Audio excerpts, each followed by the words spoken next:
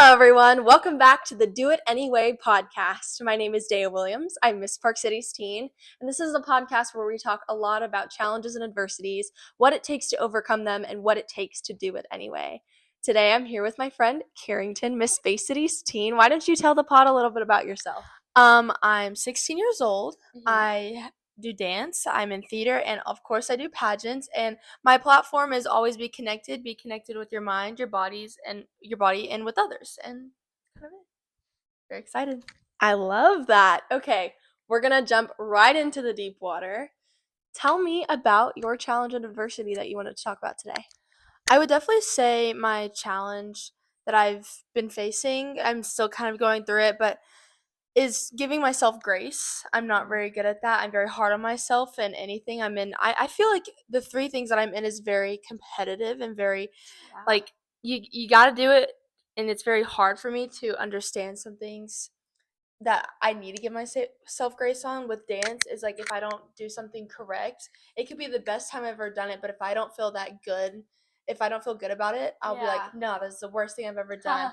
If I walk out of an interview room and I'm like, like I could have answered that a little bit better. I'm the same way. very much like, no, like that's not me. That's not who I needed to be in there, but it could have been the best one. Or if I don't do a performance right, I'm very hard on myself. And the one thing that everyone has been telling me is like, give myself grace, that everyone makes mistakes and don't be so hard on yourself. And I feel like that's what I've been trying to go through, especially growing up as a teenager and a teenage girl as well. So it's definitely it.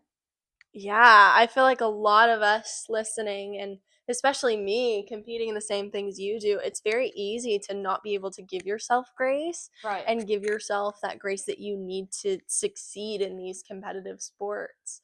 From a teenage girl perspective, though, I'm glad you brought that up. To any teenage girls watching, what would you have to say to them if they're going through the same thing? Literally give yourself grace. Like the one thing that you just have to take it this is like you learn from your mistakes, you learn from what you do, and you learn that if you want to do something better, try as best as hard to achieve it and keep it consistent and just be yourself and literally be yourself. Like I've had to learn if I'm not going to be my best self, like I've changed so much this year. I mean, if y'all know me from last year, I had long hair, I cut my hair, I changed my dress, I changed my platform, I changed everything that I really wanted to be the best person I was. And so I feel like or the best person that I need to be for anything in the future. And I would say if you're not being your authentic self, then be your authentic self because it's the only way that you're going to achieve what you want in life. Yeah, I would totally have to agree on that. Yeah, let's go on the authenticity route. What have you done with your time in pageantry to be authentically yourself? Definitely my style. I've changed my style completely, like I just said. Like you saw me last year, I had a halo in. I cut the halo and I cut my hair shorter. I changed my platform. We love bobs here on this podcast. Yes, the bob Isn't it the time of your life? Yeah, literally, it is so easy to work with. Like, I think I did my hair in 10 minutes, and when I had to, like, have longer hair, I had to curl my hair, I had to fix it, all the things. Changed my life. Yes, completely changed life. Literally. I definitely say, like, having a platform that I can definitely relate with, like being connected with your mind, your body, and with others.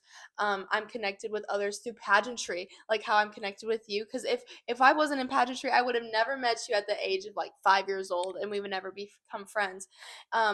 With theater, I'm connected with my mind because you physically have to put yourself in another person's body to act the way it needs to proceed and be the best actor on stage. And with dance, of course, I'm connected with my body. I know when my back hurts because I've been overworking myself. I know when something's going wrong with my hips because I'm not stretching it correctly. I know those things. And so like getting to connect with my platform is definitely one of the things that I've changed about myself and being my true self because I have the opportunity to talk about it and very much relate with it. Like any question that comes to me, like I know what I'm going to answer with because I've already lived it. Yeah. So I feel like that's kind of like how I've been in touch with my authenticity. I don't know if I said that right, but it's okay. You totally did. I say that's the answer to everything.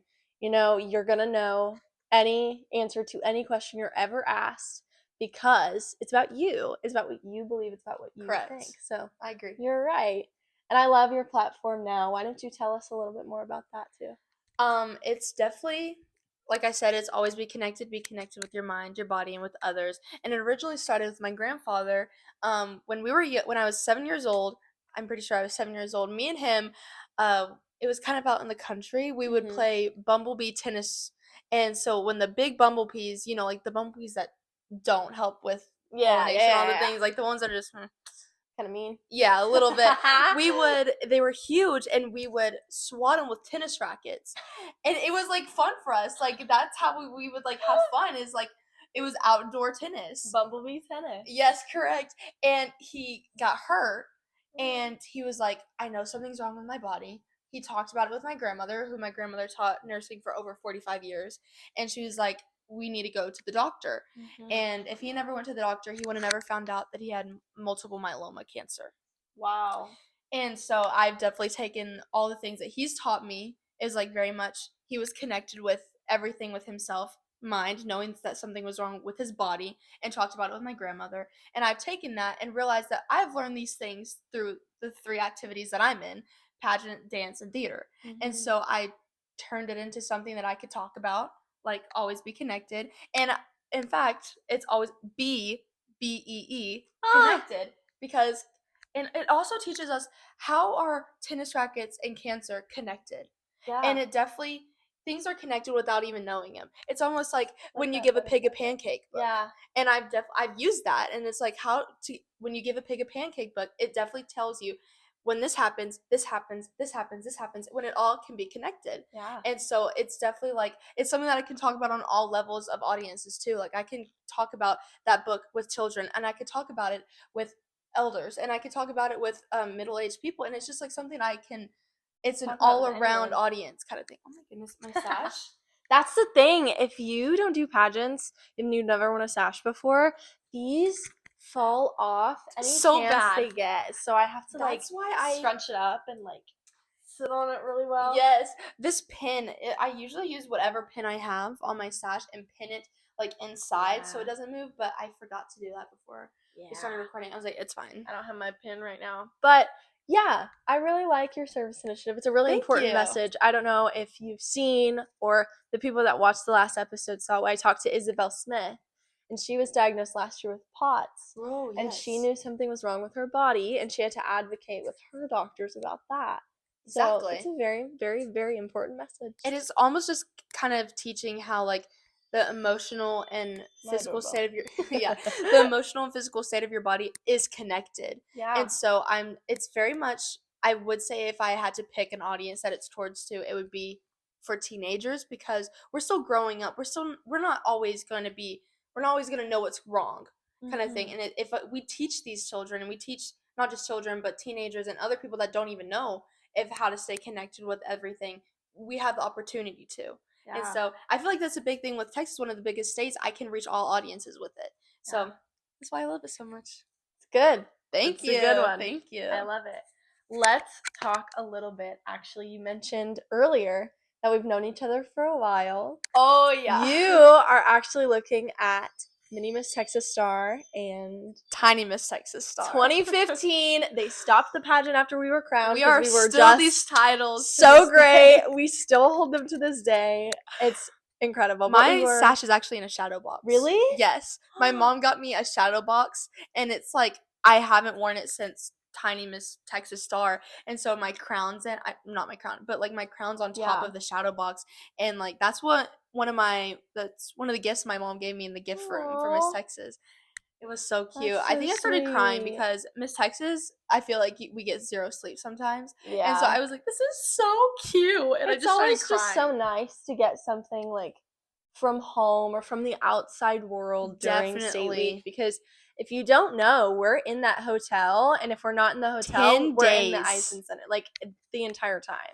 We're never out. It's a great week, but there's like little to no contact with the outside world. So having that is really, really nice. Sometimes we don't even have the opportunity to like text anyone because we're just so busy. Yeah, and our phones are taken during rehearsals too, which is a good thing. I feel like it's a good thing because we need to very much pay attention to what's going on, because like some people might not get it or might not understand or is kind of lost. Like sometimes I feel lost in choreography because I'm like, Yeah. sometimes I'm just like, and zoned I'm out. not a dancer. So I am a dancer, so I'm not. usually in tune with that, but sometimes you could get distracted and it's like lock in. And so I like the phones taken away. I do too. I do too. And you also just get to focus on the You get to live in too. it. You get to live in the moment instead of having to like on your phone kind of thing.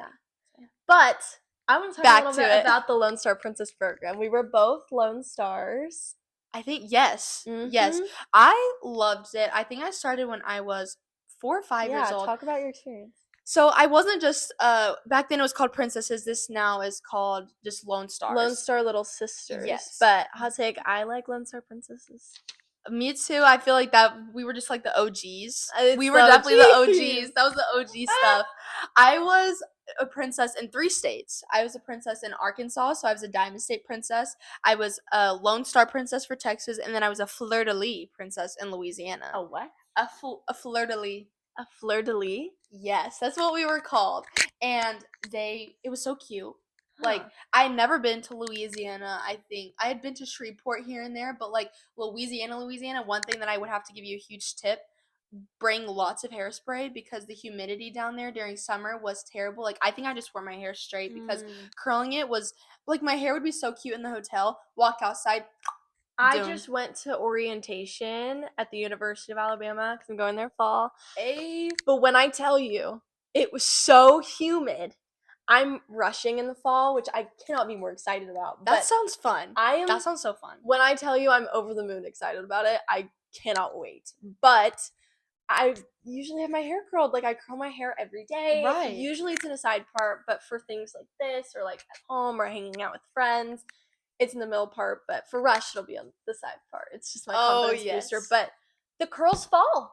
It's so humid. It feels sticky. It feels like I just walked out of the shower. Oh, no. I really don't know how I'm going to do it. So if you find out tips and tricks for humidity, send them my way. Like, you know that one episode in Barbie where they're on a road trip and Raquel has her hair, like, stiff? Yes! That's what I need for every day because sometimes I feel like my hair will get frizzy or something like that and I need my hair to be, like, rock hard. But back to what I was saying, yes. I feel like it was great for me because, I mean, I wouldn't have been competing here if I wasn't in the Lone Star Princess because it wasn't just, like, it was so much fun, but also, like, I got to learn, like, the mentors that I had were such great mentors. It taught me how to be a woman and like really connect with my authenticity, like we were saying. And like every single person I had, they were true to themselves on stage and off stage, and I got to see them with the crown on and off, and it wasn't a difference. And that kind of taught me how to be like that and a confident woman too. I feel like this organization has definitely taught me how to be a woman in general. So starting it from a young age and already being confident and being in pageants, I feel like that's definitely been a booster for me because I always loved the opportunity of putting a crown and sash, and I was always that little kid with glitter on them, no matter how. Of course. If I woke up there, I think there was like a glitter speck on my face somehow, and I was always fascinated with putting a crown and sash on, and it was just fun. Like the dances were fun, and also you got to. This was very much a time like back then. I didn't have an iPad or anything like that, so I got to connect with a lot of girls. I got to learn how to make friends through Miss Texas because you wouldn't just have like your age group. It was like 4 to 12, like, or 5 to 11, something like that. So I got to learn how to talk to all age groups during that. And even like learning that at a young age. I didn't even know that I was learning that at a young age, but now that I look back, I think it's really taught me how to be a personable person and how to connect with everyone. So that's why and also, I mean, as a kid, I loved the gift room. Oh, the gift room was it, bruh. I love that gift room. Oh my goodness. I think every single time after practice, that's where I would head at first. Like, me too. My mom would have to run after me because I was going straight to the gift room, and I wouldn't even have anything, and I'd be so sad. I was like, "Where's my gifts?" Exactly. And remind you, like, I had gifts galore, like the first time, and I was like, "These people need to stack up my gifts." But I need a refill. Yeah, refill. Like they would, in the princesses, we would have like bags, like brown sacks, and they were filled up to the brim, or they would be outside your bags. And I feel like that was special. Like if they were outside, when it was overflowing. peak peak. princess moment. Peak princess moment for sure. That was my favorite part. Yeah, why isn't my paper bag overflowing now? We Mom, where's my princess bags? Yeah. She's sitting over there if you don't know. My mom's sitting there. She's probably already stacking up on gifts because like last year I've had like she's shaking her head. I'm excited. Let her hope. I remember last year I had cards and I had gifts and I was like that's also one of the things that I love like in the gift room. It definitely is like a touch from home. Yeah. It's like my mom would collect cards from like my friends and stuff and send them to me, and that would be like, oh my gosh, they're thinking about me. Oh my gosh, like I'm so excited to see my friends after this, or I'm so excited that my friends are thinking about me, and I'm like, yeah, oh, home. That's so sweet. Yeah. Aw, So cute. Oh, that's funny. Oh, anyway, next question is about competing. So you've competed for 4 years. I think this will be my 4th. This will be your 4th. Yes. Wow, that's a lot of years. Correct. Tell me about like what titles you've had and what you've learned from each of those titles. So I'm just gonna start off Central Texas. I was 12 years old when I first competed. I had gone through 14 locals, and that was like 2 to 3 per local. So I had not won a single one. So that's like 28 to like 32 titles that I could have had, and that taught me to persevere through anything. I feel like that first year had taught me to always push through no matter what, because not everyone's going to get I'm not going to get what I want the first time or the second time or the 14th time.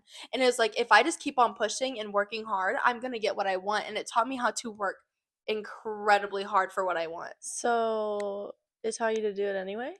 Huh? It taught you to do it anyway? It taught me to do it anyway! Hey!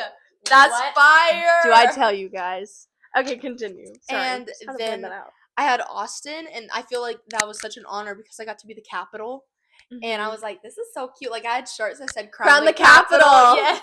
I had shirts that said Crown the Capital. And I was like, this is so cute. I had the opportunity to go to the Capital. And, like, I'm originally from Texarkana, Arkansas.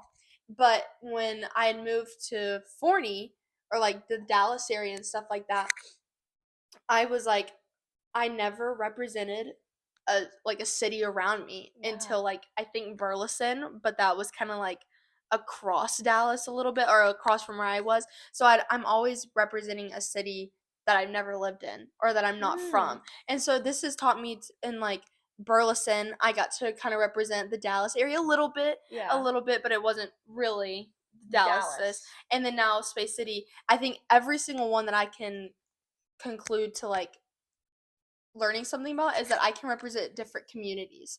I've represented Austin community, I've represented the Central Texas community, and I've represented, this is like the Houston area, and it's definitely taught me that I can represent any community and learn about them in different ways. And I was like, that's kind of cool. Like, I'm not originally from Texas, but I've learned so much through those like titles about what I'm representing. And that's kind of taught me that I don't originally have to be somewhere to represent an area such as Texas. I don't have to be from every area of Texas, or as an Arkansas girl, I don't have to be. I'm basically a Texan now. I mean, I've lived in Texas. Texarkana. Yeah, Texarkana for sure. Like I say I'm a Texas girl, to be honest, but I still connect to my Arkansas roots. I would say like I can represent an area that I'm not originally from, but still learn so much from it. So yeah. I need to put that on a t-shirt. That was good. Hey, was that a bar? That was a bar. That was a total bar. Yeah. Fire. And my next question was about representing more than one city, so you just knocked that out for us. Period. Good job, Kherington. Yes. I want to ask about your favorite appearance you've done. It can be over the 4 years, or it can be during this year. This year, for sure. Oh my gosh, I about cried when I walked into NASA. Since I am Space City's teen, Houston is basically considered the Space City because NASA's located there. And I had the opportunity to go and tour NASA and tour like their place where they connect and all. I words are like not forming in my head. But I got to take a huge tour of everything, and it really made me know what I want to do in the future. These past couple of years I've been wondering, well, what do I want to do when I grow up? What do I want to major in when I go to college? Like, these are questions that I need to ask myself now going into junior year. And so I had the opportunity to know what I want to do now. I want to be a communications person for NASA, and I'm heart set on that. I can major in communications, and I feel like that was the realization of I now know what I want to be when I grow up. Because even now, like, this is also a realization that there's teenagers that still don't know what to do in their senior year, their junior year. And I didn't. exactly. So it's Yeah. like there's different things that, like, I always said I wanted to be a pediatric oncologist because it originated from my friend who was a princess in the Arkansas organization who passed away from childhood leukemia. And so I wanted to be a doctor for children with cancer. But knowing me, I think I'd be so emotional every single time, and I'm very much emotional person. couldn't Like, do it. I think I cry when I'm happy, when I'm sad, when I'm Me angry. too. Like, I'm so emotional. I just like tear up at the fact that, Isn't like, that beautiful? yes, That's it so is. human. Yeah, literally. And so I knew that I wanted to do something that I love, because in 2020 when COVID was happening, like,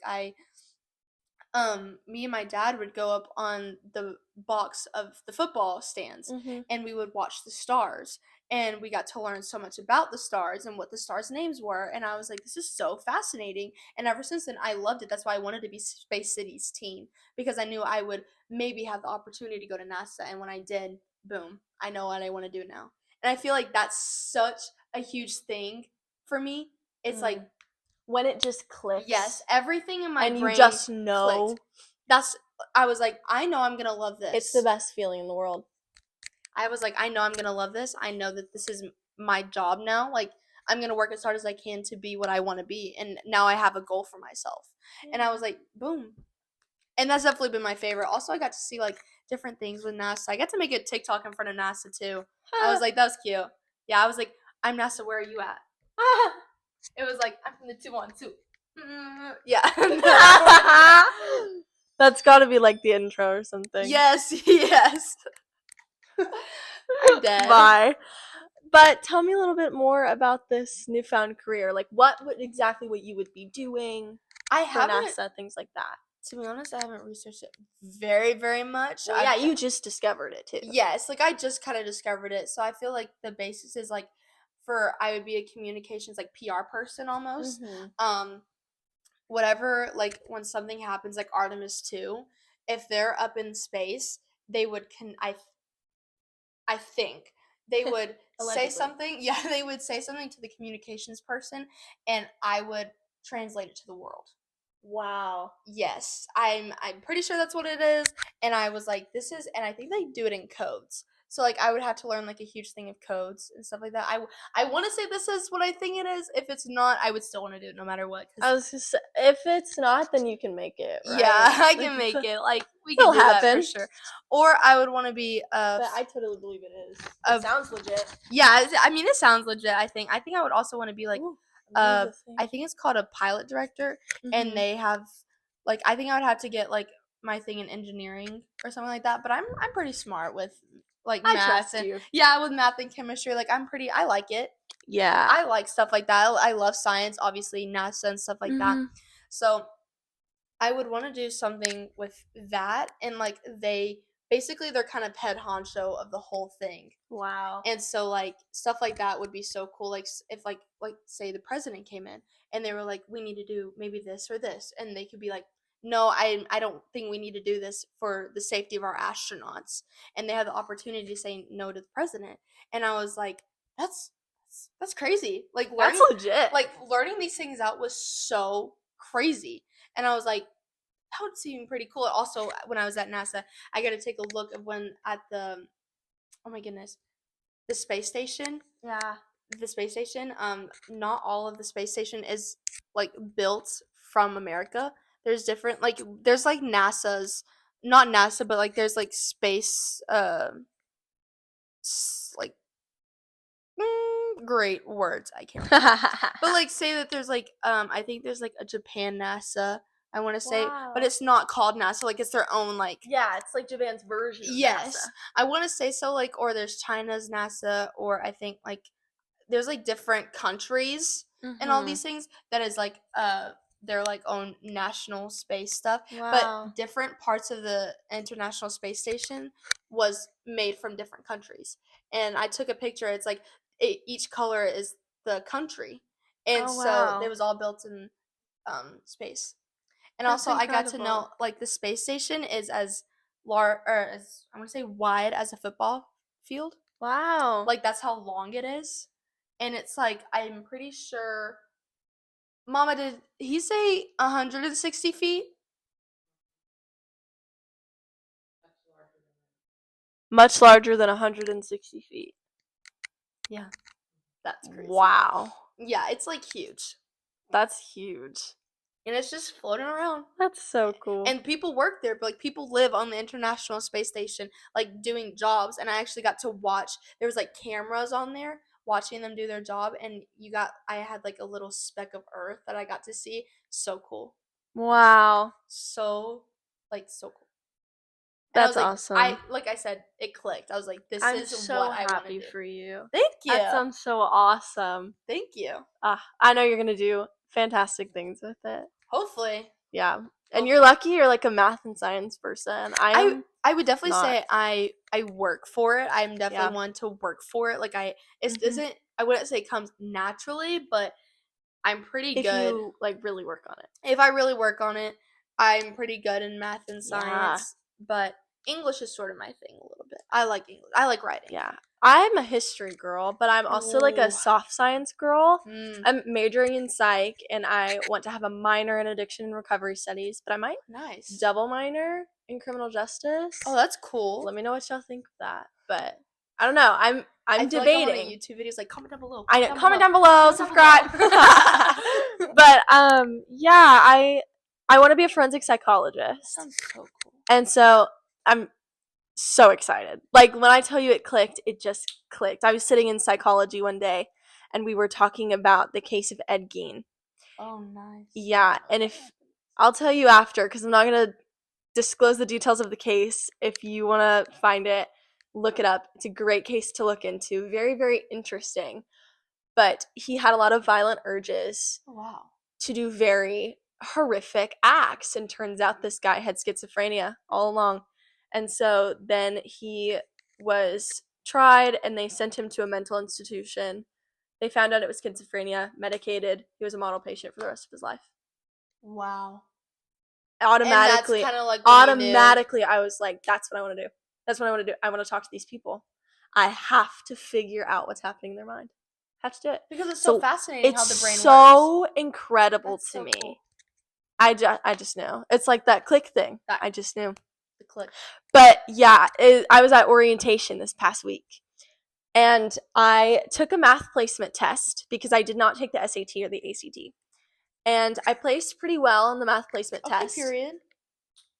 It was luck, let me tell you. It was luck. Math genius over here. Oh yeah, a whiz. No, a whiz. It was luck.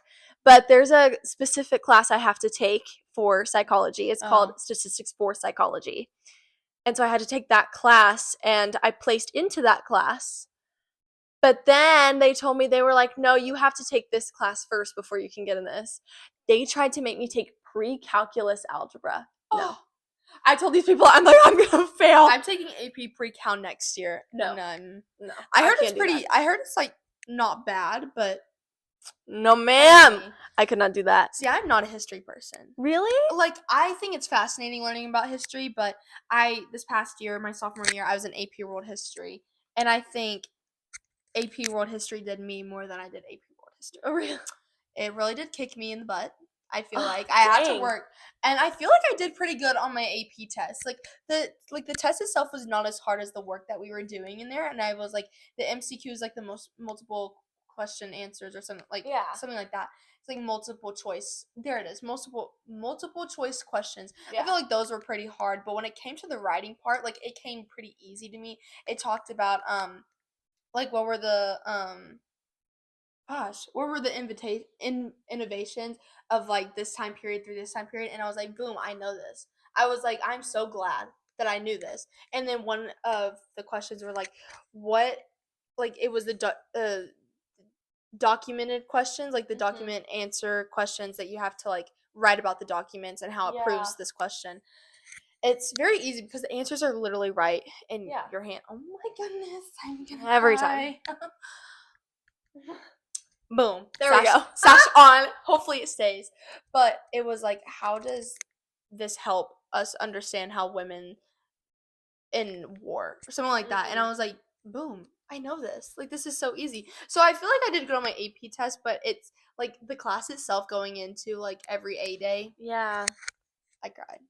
Yeah. Like, sometimes I was like, the work is so hard, but like I finished it. Yeah. And I was like, I got so lucky. do it anyway. Do it anyway. Do it anyway. Boom. I had one of the best government and economics teachers you'll ever have in your life. His name is Armando. Oh, period. Fantastic teacher. I cannot recommend him enough. Armando, if you're watching this, you're my guy. I love you to bits and pieces. You're awesome. He had so much passion in what he was teaching, so and that's it made the best it so kind of interesting. teachers, isn't it? If they're passionate about what they're teaching, that obviously want too. to like teach you. They want you to know this. Love it. Like, I feel like passionate teachers are the best, because if you have a teacher that just doesn't want to teach, it doesn't become fun to learn. Yeah, I interviewed Asia Moore on this podcast, and she is a teacher. We talked a lot about this. Right? That's fun. That's fun. Oh yeah, watch the podcast. But yeah, I think that's pretty much it. But I do have one surprise question for you. Okay. That I didn't tell you about. Oh no. And it's the hardest one you're ever gonna get. Oh. No, I'm kidding. Okay. I'm totally kidding. It's so easy. So, you're a theater kid. Yes. You've done theater. Yes. I am too. Theater kids. My people. I want you to tell me what your dream role is, and then I want you to pick a role for me.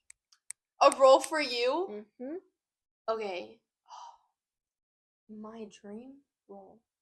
We'll start off. This is not the question, but I definitely say that one of my favorite musicals is West Side Story. Oh, yeah. It's very like the 1969 one. I will only watch the 1969 one because it's just OG. OG. If I could sing, I would be Elle Woods in Legally Blonde 100,000 times, or I would be Anne of Cleves in Six. Yes. Because I actually did.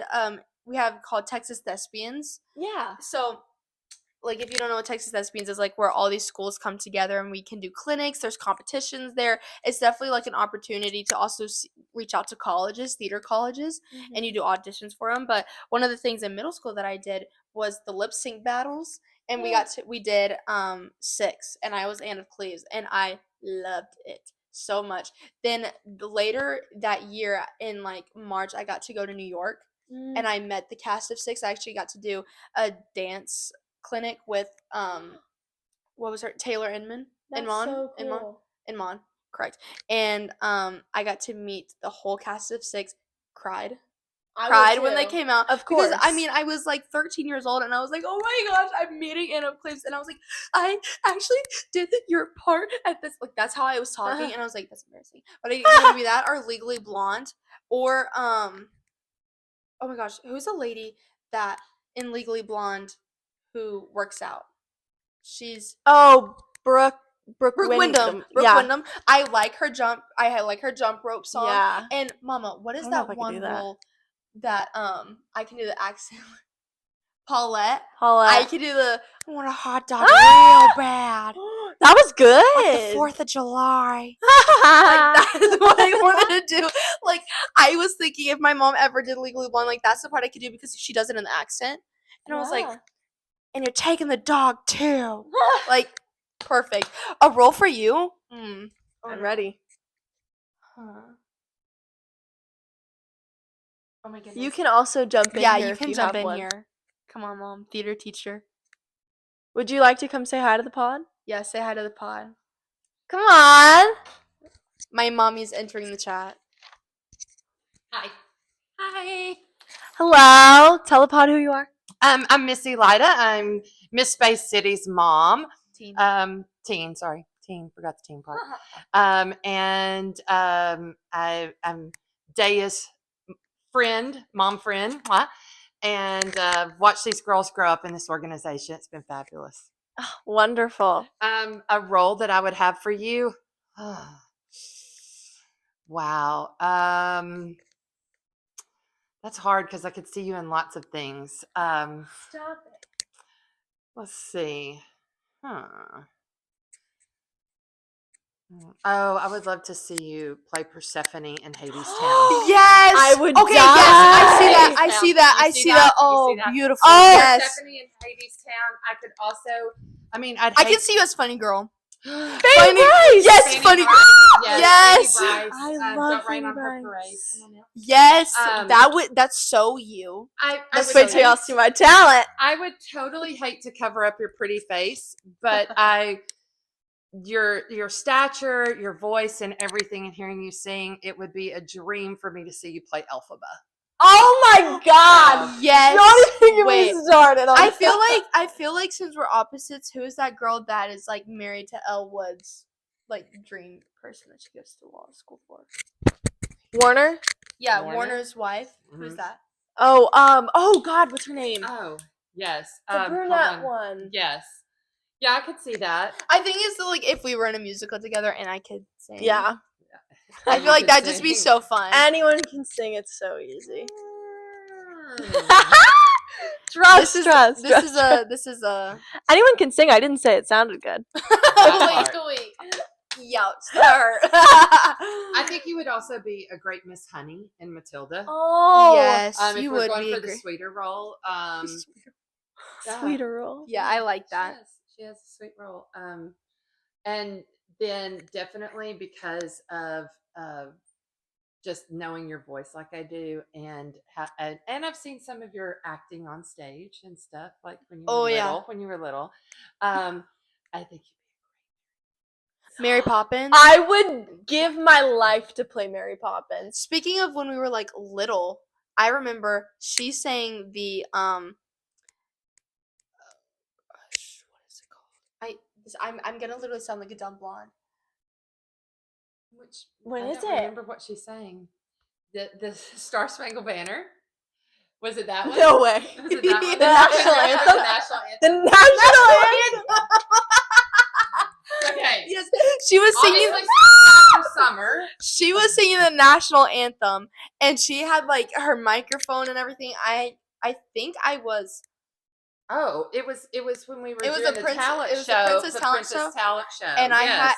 I was holding the American flag. And she was That's holding the what flag. I did, and I've got I pictures standing of it. there, and I'm like, I'm just sitting there smiling, and Dave's It's like, gonna be the thumbnail. and the rockets red glare. Oh no! See, That's- not everybody can sing, y'all. Yes, like that's, and I was just standing there like.